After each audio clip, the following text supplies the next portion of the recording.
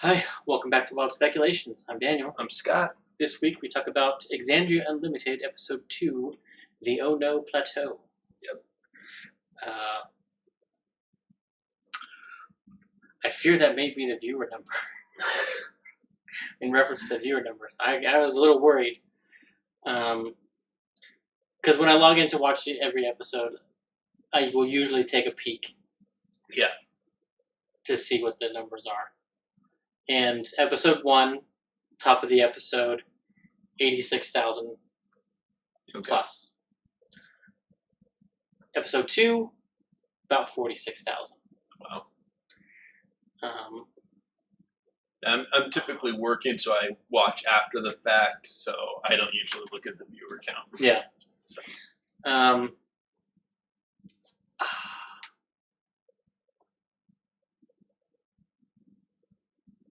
Oh. Yeah, see, Rose, I don't watch with chat on, but that's interesting. Without, it didn't have slow-mo on. Mm-hmm. But yeah, and I gotta say, it's because I don't know, maybe I'm a curmudgeon, I don't know. But the introduction round is getting to me.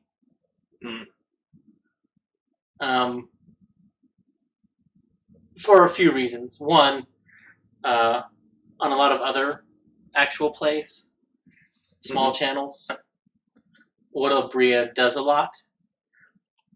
It's different people trying to get name recognition, build following, that kind of thing. So they all do it. Gotcha. And they all give their ats and whatnots. Luckily, they haven't done that. At least. Yeah. See, that doesn't bother me. The only two RPG streams that I follow, that I watch is Critical Role and the Black Dice Society, and they do that on the Black Dice Society. But that's actually D&D. Like, it's on the D&D YouTube and Twitch channel. They're like, hey, do this. I don't know. It just doesn't bother me. Teach, I mean. For me, it's the first step into the influencer industrial complex.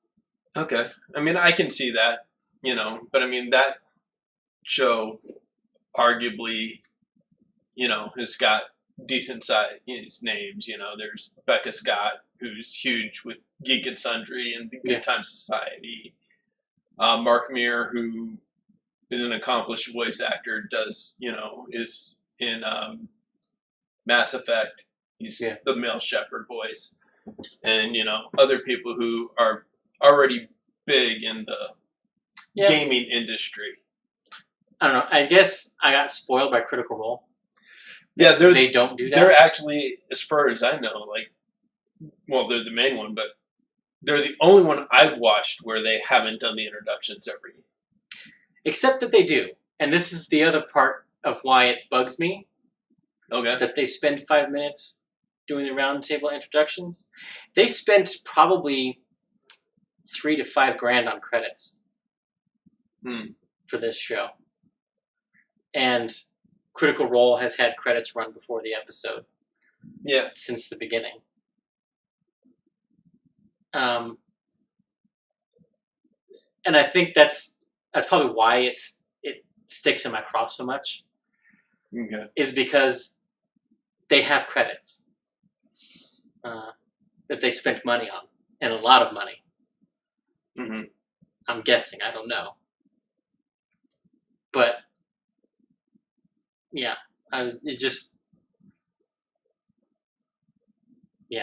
and I don't know if I would say that Abria is a friend of Matt when she made the glitter gag, his glitter beard. That was mean. And later in the episode, they're talking about Kansas. Taldore. Yeah.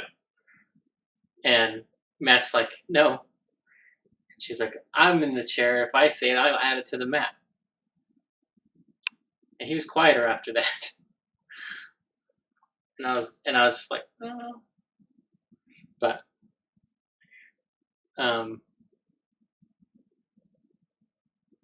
those are my biggest, I don't know, nitpicks. But yeah. I mean, I don't know. I didn't. But off the bat, we have the druid, Ashley, realizing they left an animal behind. And sort of out of nowhere, out of the blue, she's like, maybe we should go back. Yeah. Either free or raise the Ankeg. I'm just like, you're going to release a dangerous wild animal into a populated city. Chaotic neutral's chaotic neutral. Yeah. Which is the conclusion I came to. I was like, oh, okay, that makes sense, I guess. Which 3 of them are chaotic neutral? Yes. Yeah. Thankfully, the 2 good characters dissuaded them, with Dariax being the sort of nail in the coffin. Yeah. No, we should do that. Well, Dariax did it. His nail in the coffin, what I saw as his deterrent to it was more, it's the we can take it, but monkey. We got to get rid of the monkey. Yes. Because we only have one animal. Which I love that how Matt is playing the character. Do you think that's why Professor Thaddeus went away? Because you can only have one animal in a party, and they already had Sprinkle. You know, I'm just gonna say this. It was stated very pointedly. This is canon. In the post, you wrap up. Professor Thaddeus is just a dick. Yeah.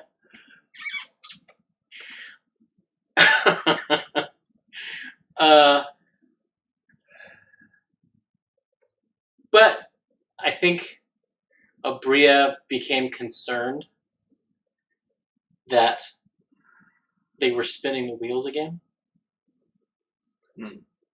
And that this was in real danger of derailing the session. Because if a player wants it bad enough, the others will eventually acquiesce. Yeah. If nothing else, to move on. Yeah. And when you know you only have 8 sessions to tell your story. Yeah. So she gives her a saving throw.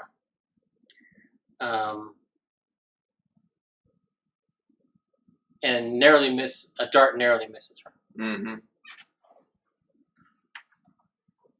An interesting choice from a DM's perspective. And I'm wondering why she did it that way. Because normally a dart attack is not a saving throw. No. I'm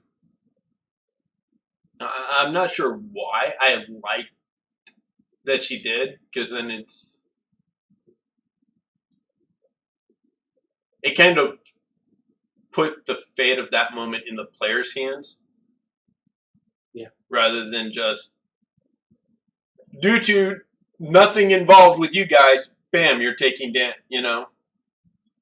Yeah. And it's a way to introduce it if you're going to bring them in, especially if you're going to, I don't want to say unprovoked, but almost unprovoked. Well, it's the orcs kick the door in. Yeah. Kind of thing. It's to get them moving. Yeah. because I mean, it was kind of provoked because they were being watched. They did just ransack a thieves' guild warehouse, so there is argument that it's provocation for retaliation. But in that moment, you know, it kind of to where I guess it makes it. It's a great way of the illusion of sandbox or the illusion of choice, you know, where you're setting something up, but without taking away their agency. And without calling for an initiative roll. Yeah. And that allows you to, you know, this is what they need to get moving. But I'm not taking it out of their hands. I'm not taking their agency away. You decide whether you're aware of your surroundings enough or if you're engrossed in this conversation. Yeah. And that's kind of how I saw it, and I really like that, you know. Yeah. And it, like I say, it keeps the narrative flow going that, hey, you just did this, you're kind of wanted now by these people. It ratchets the pressure up, puts a time pressure on them to get moving, to move the game along. Whereas if she had made an attack roll, they would have wondered, are we in combat? There would have been confusion. Do we roll initiative? If she called for initiative, now we're doing this. Yeah. It allows them to keep their pacing, but move their pacing. Yeah. You know, and like I said, especially when you know you only have 8 episodes to tell your story, pacing is important. And while I will never say take agency away from a player, I will say sometimes you have to give them the illusion of agency and get on with your story. Yeah. You know? And one of the interesting things about this section was it was sort of an escape scene without a chase mechanic. Mm-hmm.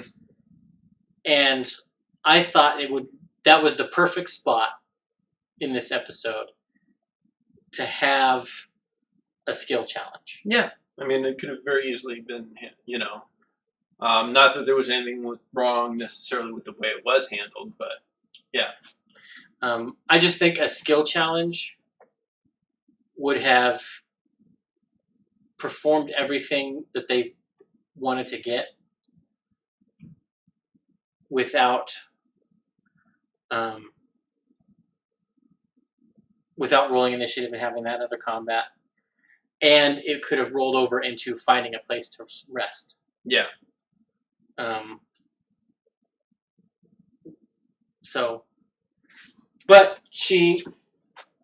not that what she did was wrong. It's just, in my mind, that's the perfect opportunity to have a skill challenge. Yeah. One of the things that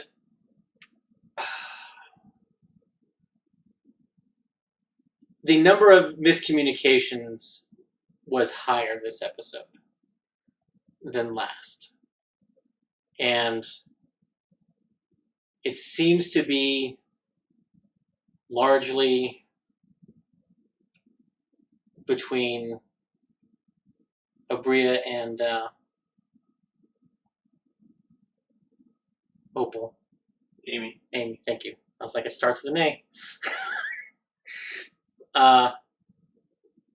And I just went on a rant about their names. Anyway,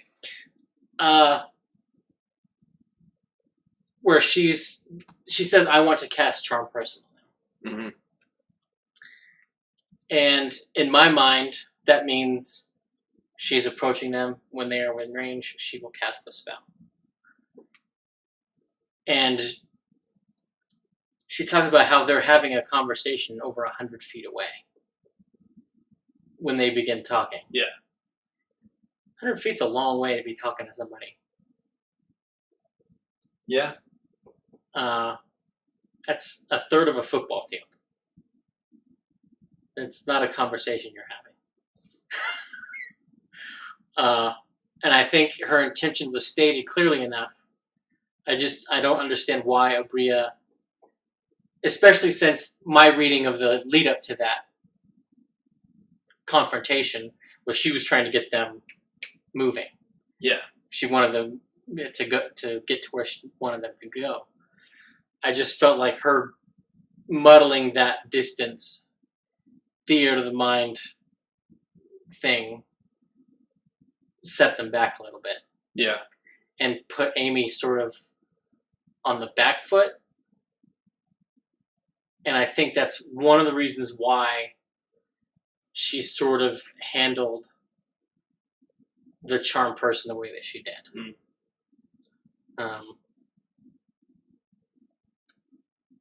Which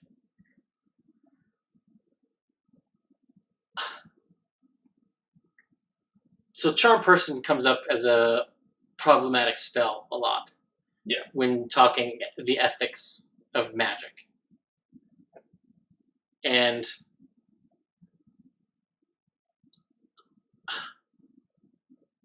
it occurred to me that charm person tends to end with some kind of bondage, humiliation, or murder.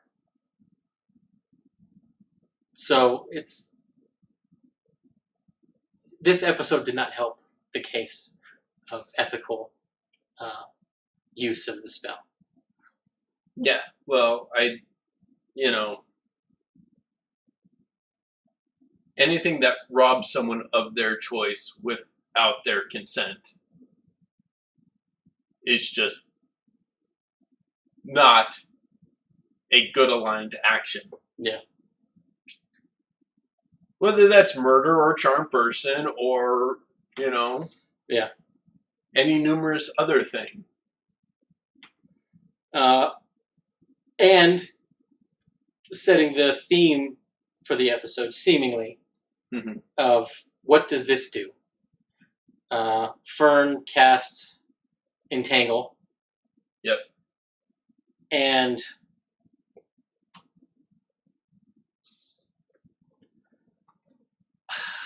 I'm trying to decide if Matt knew what the area of effect on Entangle was. Oh, yeah, I'm pretty sure he did. But I have to respect the way he got that information to the table. Yep. Yeah. And that's one of the things I meant by I'm really enjoying how he, because Matt's got a vast amount of knowledge. Well, and it's also been buttressed, let's say, yeah, by the internet. Yeah. Calling him out when he's wrong. And he's doing a real good job of getting those things across, playing someone with an 8 intelligence and 9 wisdom, or vice versa. I can't remember which one's the 8 and which one's the 9. Yeah. But either way, -1 modifier in each stat. Yeah. And I love, or like the fact when he's like, no, I have a question later, because he knew, because he could foresee something. He's like, nope, Terry X doesn't know this yet. Yeah. But yeah, I liked, what's the area on that? I think is how he phrased it. Yeah. And he asked Ashley, and she's like, oh, I don't know. And she starts reading it. And I just immediately called back to Liam getting mad at himself and then announcing to the table and us at home, read your spells, kids. Yep. That needs to be a meme. Read your spells. Just yeah.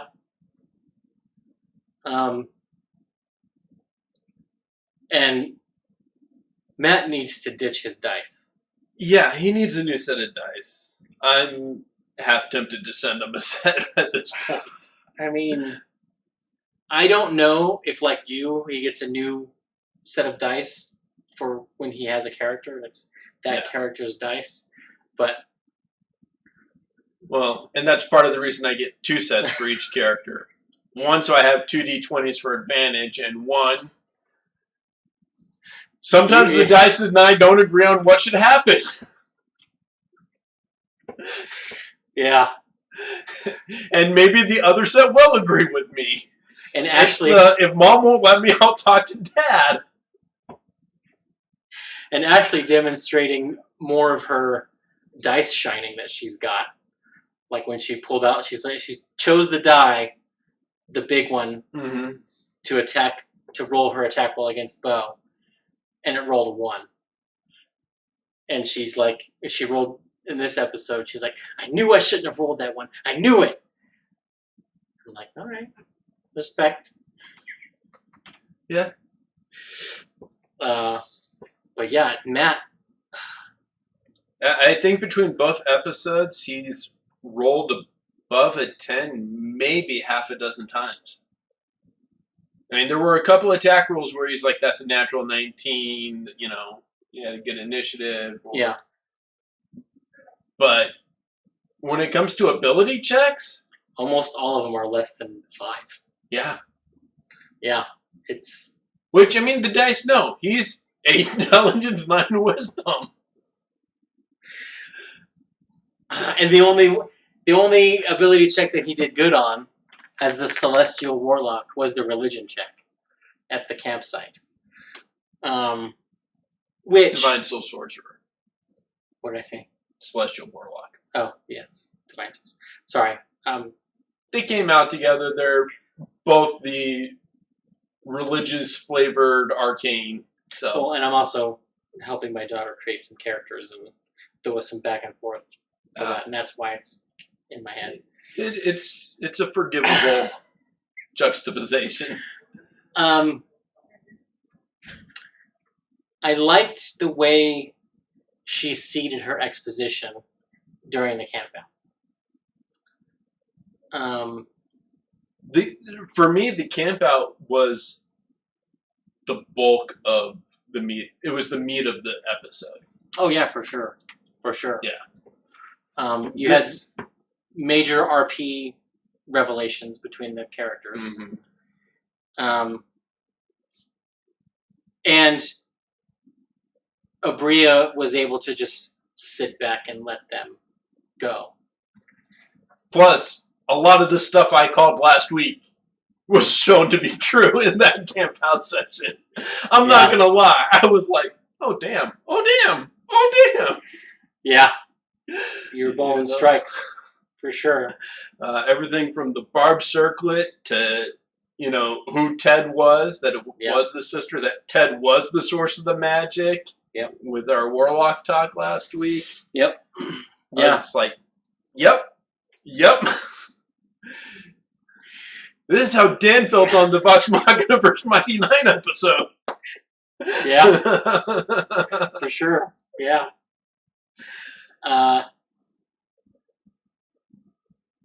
And some pretty big revelations. Yeah. Vis-a-vis characters' connections to Vox Machina. Yes. And the Mighty Nine, arguably. Yeah. Because Fern used the Traveler's Door. Yeah, the Traveler's Door, which the Traveler, obviously very big to both groups. Vox Machina built that doorway. You know, Artagan choked out Paxildan.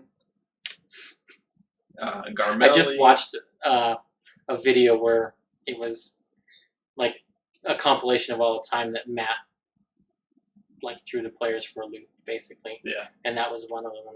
Yeah. And so, yeah, you've got Fern connected that way. You've got Orem, obvious from the beginning. And he likes to play, Liam likes to play people directly connected to Keyleth. And it's almost like he had a thing for her. in Dallin's closet, he was her bodyguard. Yeah. Here, he's a guard, and he wasn't just like the Zephyr town guard. He was part of the royal entourage because he's. You think so? He's got knowledge of. So he's got knowledge of Keyleth, not beyond like. Other Ashari know about Keyleth, obviously. They know about Vox Machina because they visited all, you know. But while this leader of the Fire Ashari didn't know that why residuum would matter to Keyleth because her friends are where it's from, or he did. He says, I was just a guard in the room, but I heard the influential people talking, which means he was a guard in the room when the private conversations of leadership were happening. That's true, I guess. So he was like one of the up there palace guards. Although, in her defense, like, because she was questioning, and I didn't catch it on my first watch, I caught it on my rewatch. Mm-hmm. Abria, I think, was trying to get them to say it was stamped with Zephyrus. Hmm. Like, it was essentially, it was addressed to the voice of the Tempest. Yeah. And we don't know why Keyleth sent him here, but she did send him here. Right. And that's another thing. She chose him. You don't choose the guy that you send around this. You choose the guy that is valued, is trusted, has made a name for himself.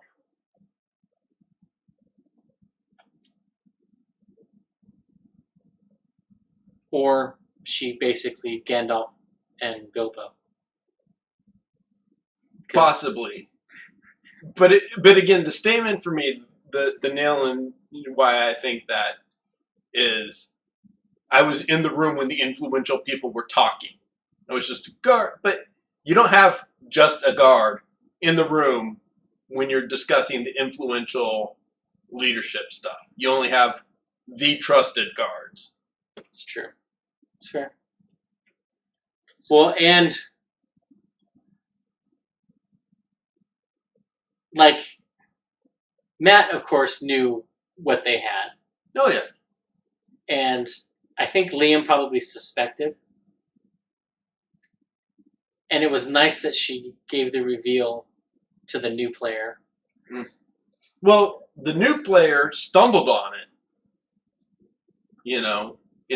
When she made the question. Oh yeah, because that was a joke the Spider question. King or a Spider Queen. Yeah, the queen of the king of the spiders, or the queen of the spider. She honestly did not know there was a Spider Queen. That was a great exchange. Abria's like, religion check for the table. She's like, that's not a serious question. I'm making a joke. It's fine. You're good. Just make the check. And I think they all passed. Except for her. Yeah. Except for the newbie. Because of the dice, no. Yeah. But he's like, vestige of divergence. And then Liam just running with the fact that he knew what those were. Yeah. And has been in the presence of one. Yeah. Because Keyleth has one. Yep. And that's the first time he apparently has said her name to them. And Abria says, well, you recognize the name because of the town you're from, and Vox Machina is important. Yep. Because the town she is from is the childhood hometown of Vax and Vex. It's where their mother was from. It's where they were raised until they went to Singorn to be with their dad. The town destroyed by Thordak. Yep. Yeah, so at least 3. I'm betting all 5 have a connection to Vox Machina. Okay. What that is in the other 2, I don't know at this point. But we've already got 60% of the... Could Fern's grandmother be the dryad that Grog didn't have sex with?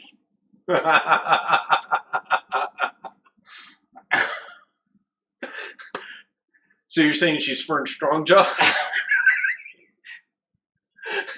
Never happened. I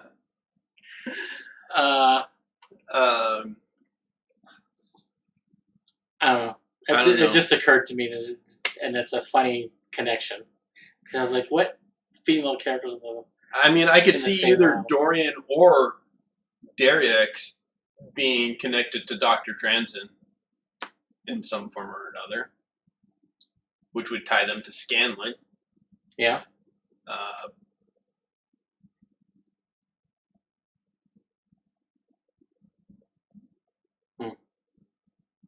But I don't know. I think there's just too many connections there, you know? Yeah. Well, and I asked last week if Abria would get to play Gilmore. Mm-hmm. And she And will. we got the answer to that question. Yep. Because that was sort of the next leg of their journey. Yeah. The next person they have to go see. I know you shouldn't go back into town, but I need you to go talk to this guy. His name's Sean. Yeah. And that's because he's a rune child.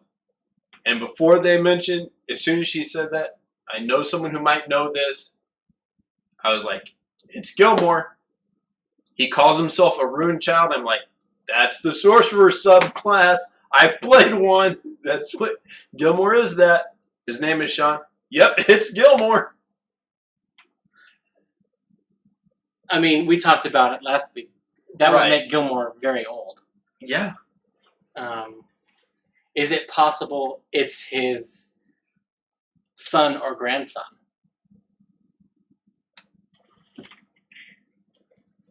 And they're doing a General Iroh kind of thing from Legend of Korra.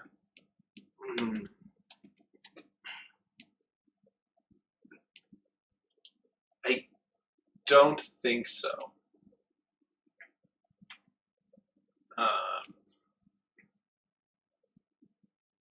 You think it's just, I mean, it will be fun as hell to watch Matt get to interact with Gilmore. Yeah. I mean, I don't think, you know, Gilmore's going to come to their aid or anything. He might be a source of exposition. Yeah. But he's not going to help them fight Vecna this time around. No. You know? But, and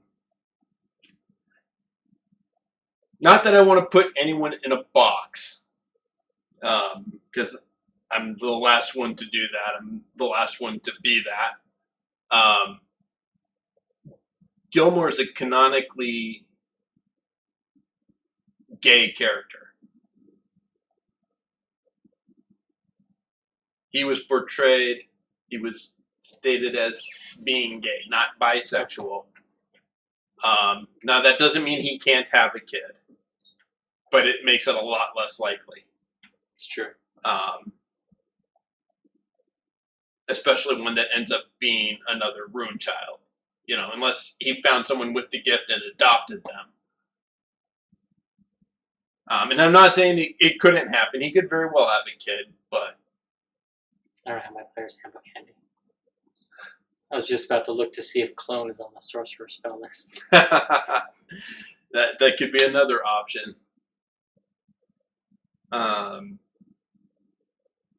So I think it's going to be Gilmore proper.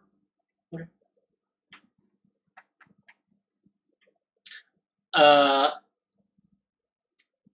We have the debrief with the Fire Ashari. Yep. They compare notes. Which gives us a glimpse into session 0. Yes. The first level game. Yeah. The pre-stream test. Yeah. And they apparently got a view of the big bad of this mini campaign. A winged creature of some kind. Wings of lava. Yeah. I believe was the exact description. And I was racking my brain trying to figure out what it could be. Mm-hmm. It could be a devil of some kind. We know they're at the City of Brass on the Fire Plane because Vox Machina fought one there. Yeah. And maybe this incursion has something to do with that fight. Yeah. Or it is some other kind of elemental. But my instinct was that it was a devil of some kind. Okay. And maybe it's a devil that has some sort of hold over Thordak's soul. Yeah. Or that might be a demon. Because in theory, Thordak probably went to Tiamat. Well, and I could be completely wrong, but wasn't Thordak's heart replaced by an elemental gem? Yes. Okay. So it could, like, my gut went to elemental, not devil. Could very well be the elemental that gem belonged to. Yeah, well, and I also thought that perhaps an egg survived. Yeah. And that this is... And that would be all the more reason for everyone to be connected to Talks Machnia somehow. Yeah. The descendant of Thordak versus the spiritual descendants, the loosely connected descendants of Talks Machnia. Yeah. Now, Vax made sure that every egg that he saw, he broke and they killed it. Yep. Thordak was on the fire plane a long time. That might not have been the first clutch of eggs. Yeah. Just the first hatched. And, and you're right. Liam said, every egg I see, every egg I can find. And Matt made a roll, if I remember right, and said, okay, everyone you find, Mm-hmm. He said it in a way that left the wiggle room that one was left or more. Because he couldn't have gotten to one if it was in the lava. Yeah. Well, he could have. He's been in lava before. Yeah, but he didn't, he wasn't in his condition that he later benefited from at that point. Where he could afford to dive in, burn his body away, and know he's coming back. True.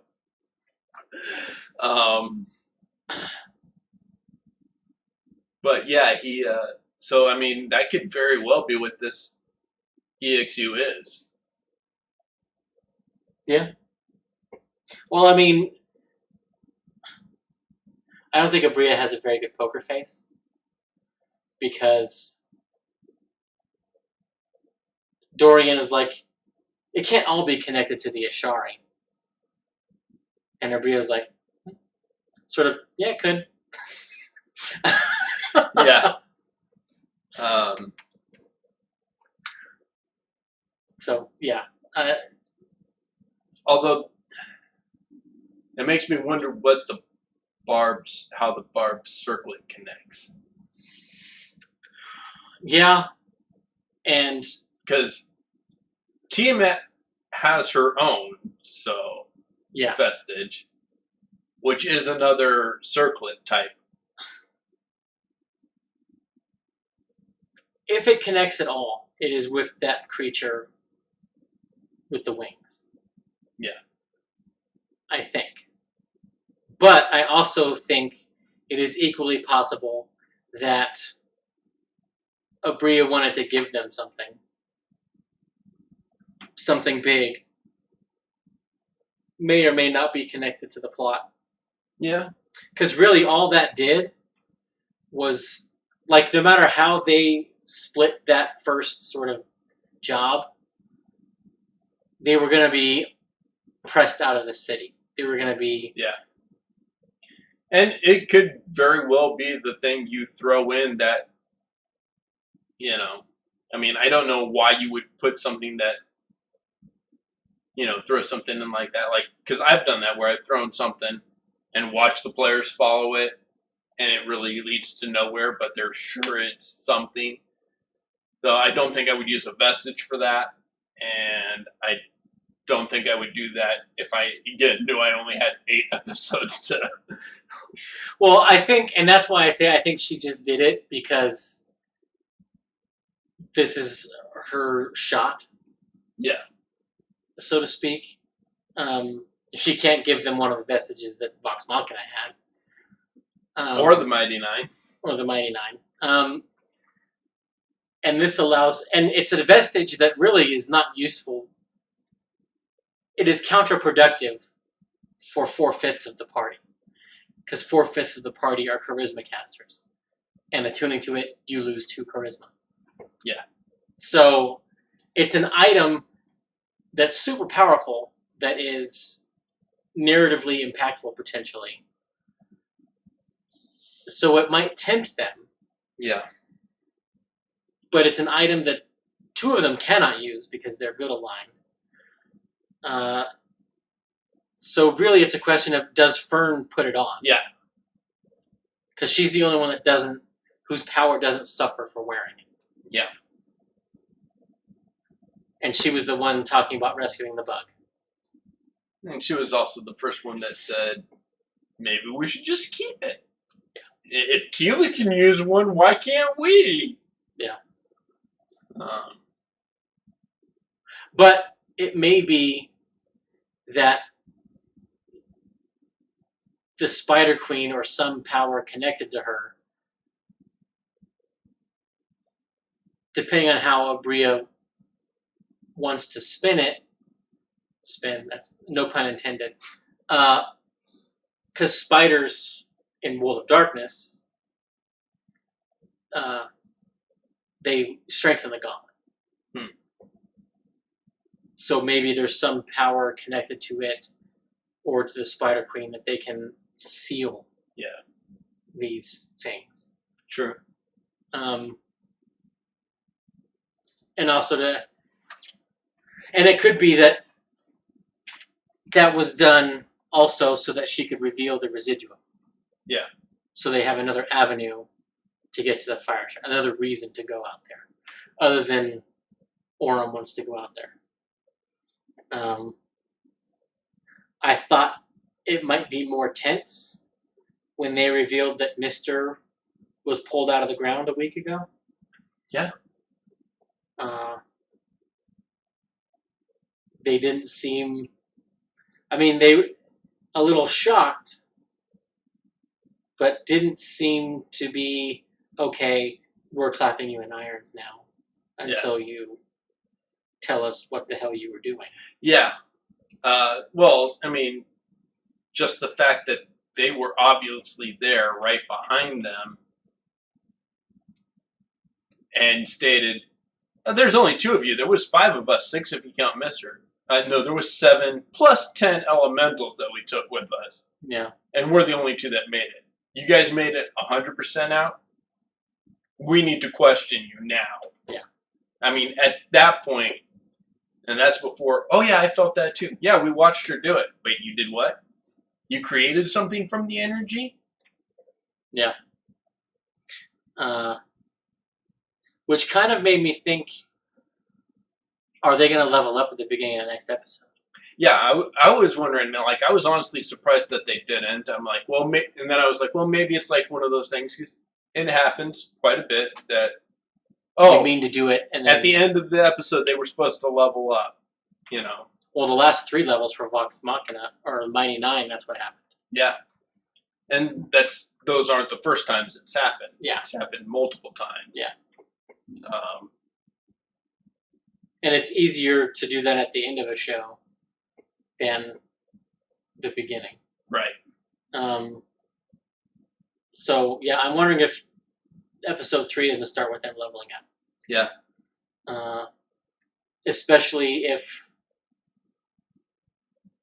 the goal is to get them to close the breach or fight this devil or demon or elemental. Most of those are CR 6 and above. Right. And the really big ones, CR 10, 12, 13. Well, I mean, it's only 600 experience to get from level 2 to 3. Yeah. Because you're at 300 when you hit level 2, and you're at 900 when you hit level 3. Yeah. And in the last 2 episodes, I'd say they've done close to 600 XP worth of stuff. Yeah. You know, between the battles, the breaking in, the exposition.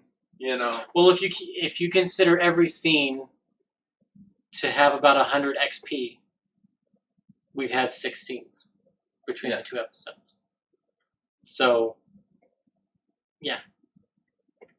And that falls right along with the count we talked about, Yeah. the level count, to be with the pre-stream session, a 1 to 5 campaign. Yeah.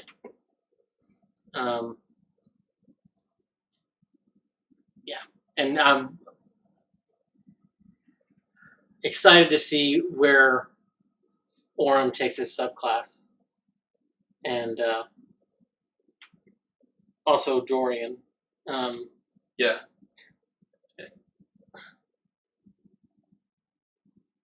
Because you're the only 2 that don't have it yet. Yeah. Interested to see what pact Opal takes. She going to be standardized Pact of the Blade, Hexblade?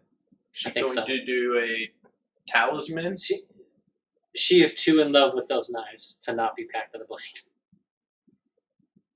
That's my interpretation. Okay.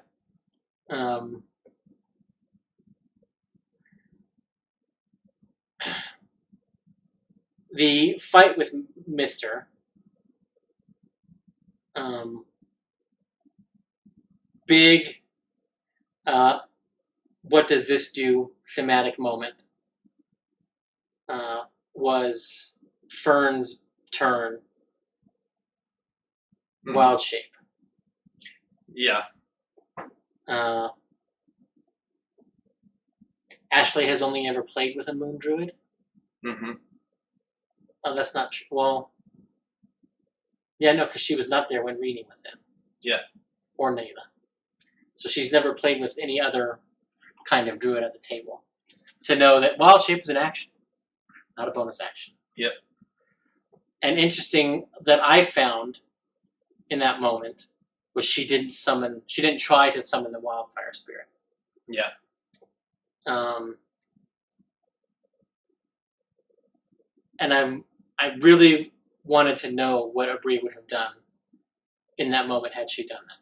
Yeah. I mean, would it have been the same as the end result? Would it have pulled Mr. back out? Or done nothing. Or done nothing. Because that seems to have been the theme of 2/5 of their abilities.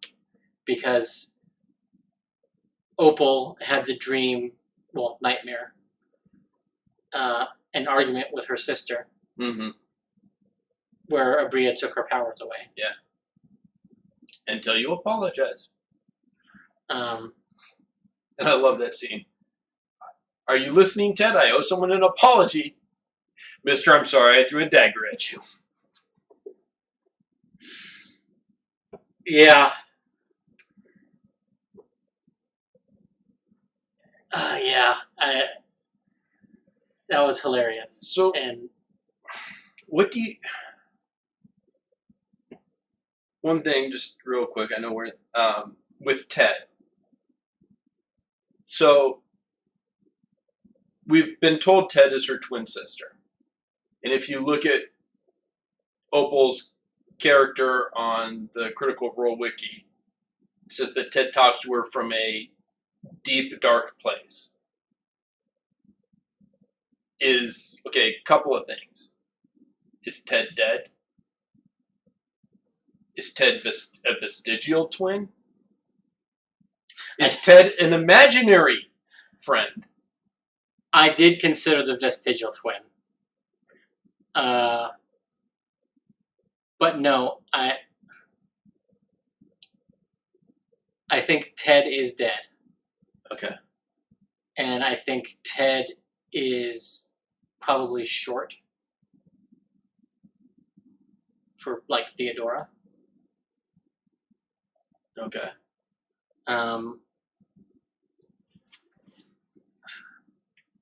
Because Hexblades come from the Shadowfell. True. So, Ted being dead makes sense. Yeah.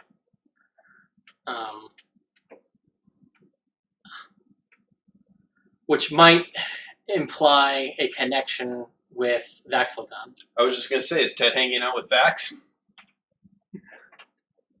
Yeah.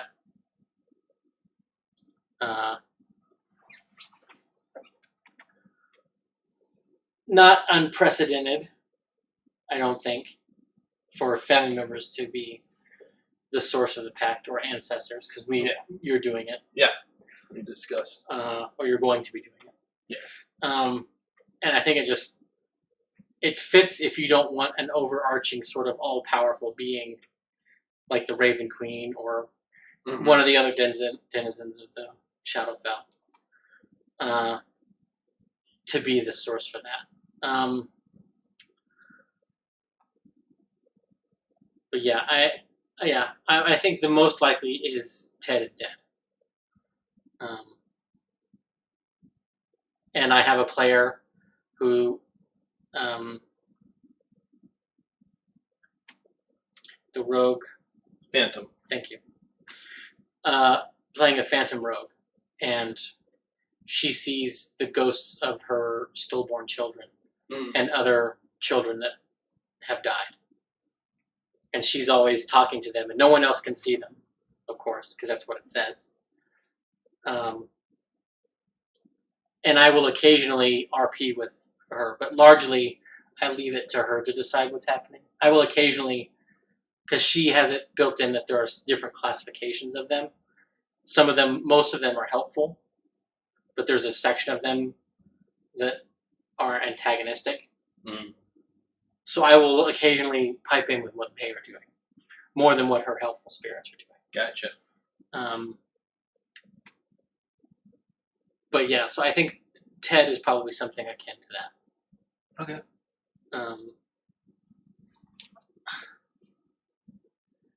Dorian remains the difficult one to tie to Vox Machina. Potentially easier with the Mighty Nine. Yeah. With Jester and Ford taken to the seas. Because he seems to come from a seaborne town.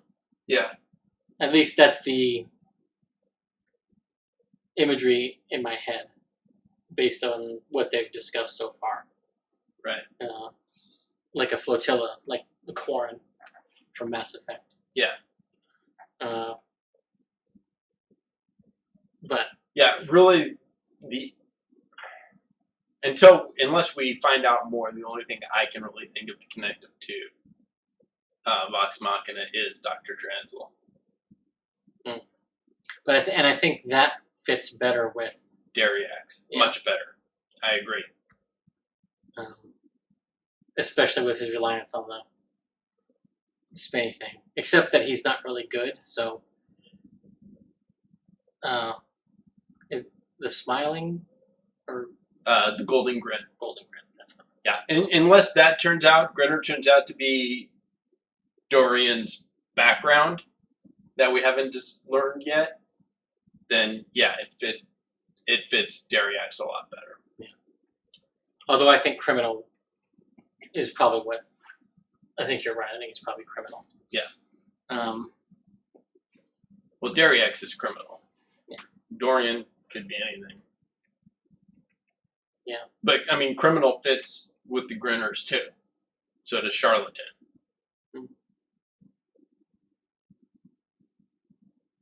Especially if you do the variant spy. Yeah, that's true. I love that Dariax got his chance to get Mr. Yep. And he rolled a 1, I think. Mm-hmm. Lost his spear. Almost lost himself. And can we just talk about that save? Make a dex save to see if you can stop him from going in. Okay, this is how I do it. I shove my sword up his calf into the muscle and pull him back. Sounds like somebody's going to take Sentinel for his 4th level ASI. Right? Holy shit, Liam. Well, this is the first time Liam has played a character really that he's had the opportunity to do those kind of narrations that Travis really set the bar for. Yeah. Um, But that's a violent way to stop your friend from committing suicide. yeah. Let me just shove my sword through his calf and then pull the muscle to stop him from moving. Matt came that close to doing the Peter Griffin.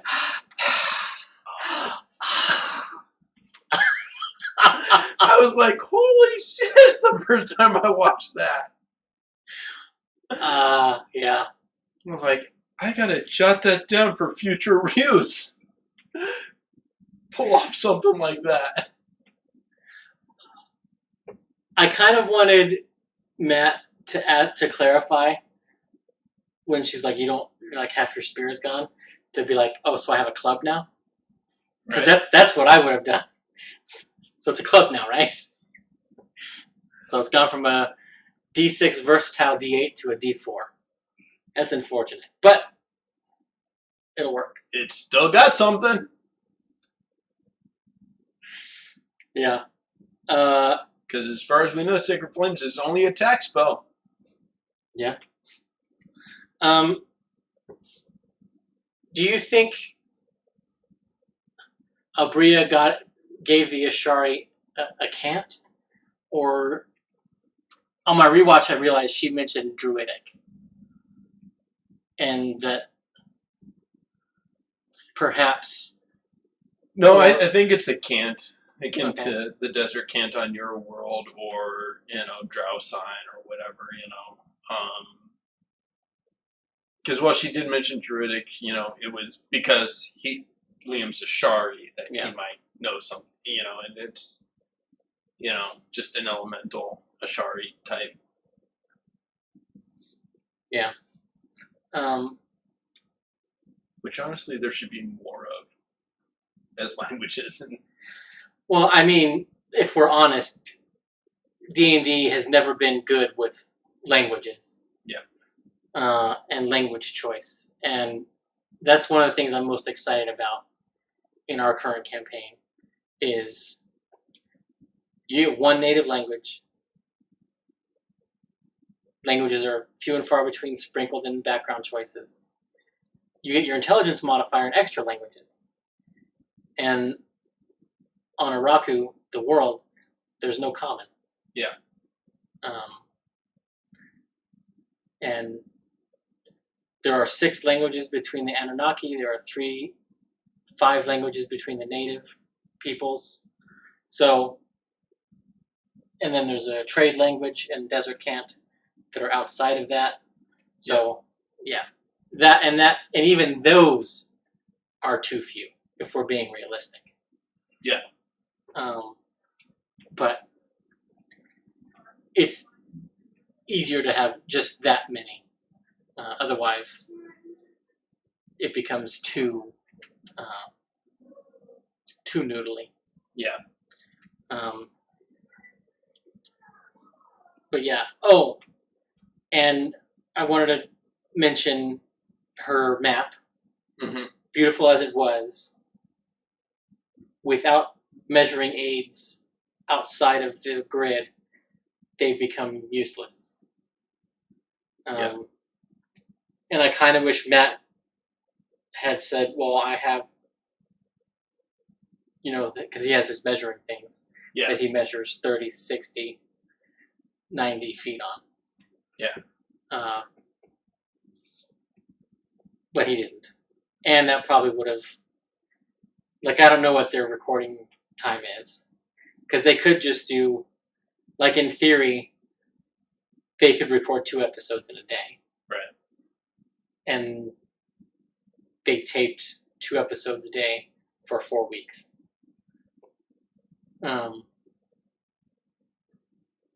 So, yeah, I don't know. But I think we will definitely see Gilmore. Hopefully we will see them level up. Yep. We will have some idea, perhaps, of the usefulness of the vestige in their quest. if it has Yeah. one that Bria's thought of. And she may not have. It could just be, I want a vestige in my game. This is the one I'm choosing. I mean, is a critical role campaign if you don't have a vestige? Fair. But we will talk about that and more, no doubt, next week. Yeah, we'll see you guys then. I guess.